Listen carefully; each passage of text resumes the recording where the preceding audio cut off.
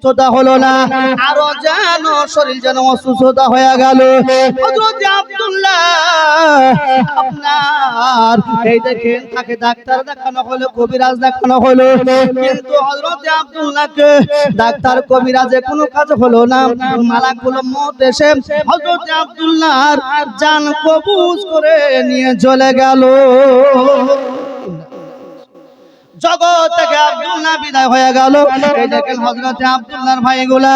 একে অপরে খালি হাত পা নিয়ে বাড়ি আপনার ফিরে আসতেছেন। দরদি মুসলমান বাবা জীবন লয় আমার আব্দুল মুতাল্লিব দেখতে পায় আমার সব বেটাগুলো সবাই যেন এসেছে, কিন্তু আব্দুল্লাহকে যে উটটা দেওয়া হয়েছিল ওই উটটা যেন খালি ফিরে আসলো। হযরত আব্দুল্লাহর বেটা আপনার আব্দুল মুতাল্লিব আপনার সমস্ত ছেলেকে আপনার বলতেছে, ওগো আমার সন্তানেরা শোনো রে,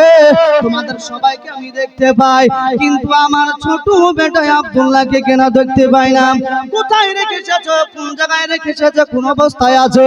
আমার বেটা, কোথায় বলো বলো। হযরত আব্দুল মুতাল্লিবকে বলতেছে, আব্বা গো আমাদের ছোট ভাই আব্দুল্লাহ আর জগতের মধ্যে বেঁচে নাই। পাশেই ছিল মা আমিনা। হযরত মা আমিনা রাদিয়াল্লাহু আনহা যেমনই শুনেছে স্বামী আমার আর জগৎ বেঁচে নাই, জগৎ থেকে আর বেঁচে নাই, মারা গেছে, ইন্তিকাল করেছে। মা আমিনা পাগল হয়ে যেন পড়ে গেছে মাটিতে, চিৎকার করে আপনার মাটিতে লুটিয়ে পড়েছে। মা আমিনা আপনারা দেখেন আপনার বেহুশ হয়ে গেছে, চোখে মুখে পানি ছিটানো হলো। মা আমিনাকে জিজ্ঞাসা করা হলো, যখন জ্ঞান ফিরল বলে, আমিনা গো কি হয়েছিল গো আমিনা? মা আমিনা বলতেছে, ওগো মানুষজন তোমরা শোনো গো, তোমরা শুনলে যে আমার স্বামী কয়েকদিন থেকে অসুস্থ, আজ নাকি খবর আসলো আমার স্বামী আর জগতের মধ্যে বেঁচে নাই, জগৎ থেকে চলে গেছে, মওতের সাথ থেকে নিয়েছে। তার স্বামী চলে যায়, বলো সে কি করে ধৈর্য ধরতে পারে? একই দিন মাটির ভিতরে হবে ঘর রে মন আমার, কেন বাঁধো দালাল ঘর, কেন বাঁধো দালাল ঘর? প্রাণ পাখি উড়ে যাবে পিঞ্জর ছেড়ে, ধরা ধামে সবই রবে তুমি যাবে চলে। বন্ধু বান্ধব যত পিতা মাতা তারা শুধু সকলই হবে তোমার পর রে মন আমার, কেন বাঁধো দালাল ঘর, কেন বাঁধো দালাল ঘর? মা আমিনা রাদিয়াল্লাহু তাআলা আনহা এই দেখেন আপনারা শ্বশুর মশাইয়ের কাছে রয়েছে। আব্দুল্লাহ বলছে, মা আমিনা গো কান্না করো না, কান্না করো না, ওগো আমিনা সকলকে একদিন চলে যেতে হবে, সকলকে একদিন বিদায় হতে হবে। আমিনা গো আমিনা তোমার স্বামীর জন্য তুমি দোয়া করো। যাও যাও গো আমিনা, আমি ছোট্টবেলা থেকে আমার বেটা আব্দুল্লাহকে লালন পালন করেছি, আমার যে কষ্ট যন্ত্রণা হচ্ছে বুকের মধ্যে আমি বুঝতে পারছি গো আমিনা, তোমার স্বামী চলে গেছে, যাও যাও তুমি আপন দোয়া করো তোমার স্বামীর জন্য। এই দেখেন বাবা জীবন আমার শ্বশুর বাড়িতে মা আমিনা রয়েছে। এই দেখেন যখন মা আমিনা কলসি নিয়ে পানি আনতে যায়, হঠাৎ করে বাবা জীবন আমার আসমানের পাখিরা বলতেছে, খবরদার খবরদার আমিনার মাথার উপর দিয়ে উড়ে যেও না। ওই দেখো কলসি করে ঘোড়া করে এনারায় পানি আনতে যাইতেছে, আমিনার মাথার উপর দিয়ে উড়ে যেও না, কারণ আমিনার পেটে রহমাতাল লিল আলামিন রয়েছে। সুবহানাল্লাহ। কাবা রয়েছে, বিশ্বনবীকে আমার কাবা কাবা বলেছে, আমার আলা হযরত আমার পাশাকে আলা খাজা জানিয়েছে, হাজিও আয়েশা হিংসা হাকা রোজা দেখো, হাজিও আও শাহিংসা कराऊं जा देखो काबा तो देखे चुके हो काबे का काबा देखो जरा सुभान আমার বিশ্ব নবীকে কাবার কাবা বলেছে তিনটা কাবা বলা হয়েছে এদরদি মুসলমান এই দেখেন যখন কলসি করে পানি আনতে যায় এ দ্বারার পানি যদি নিচে থাকে মা আমিনাকে দেখে অটোমেটিক উপরের দিকে পানি চলে আসে জোরে সুবহানাল্লাহ মা আমিনা এই দেখেন আপনার বাড়ি আছে আরবের কিছু নারীরা হিংসা করতে শুরু করলো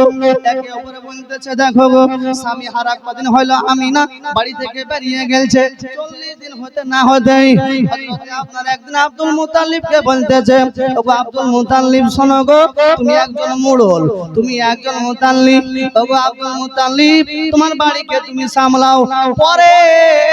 রে বৌমাদেরকে তুমি শাসন করো নিজের বৌমাকে শাসন করতে পারো না বলে কেন গো কেন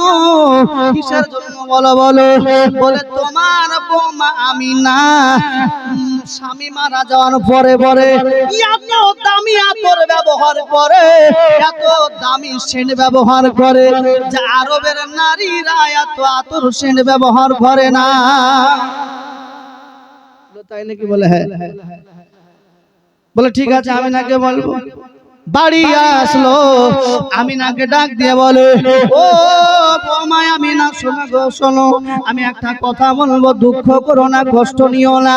আমিনা গো ও বৌমা আমিনা এলাকার নারীরা একে অপরে তোমার জন্য গুনগুন করে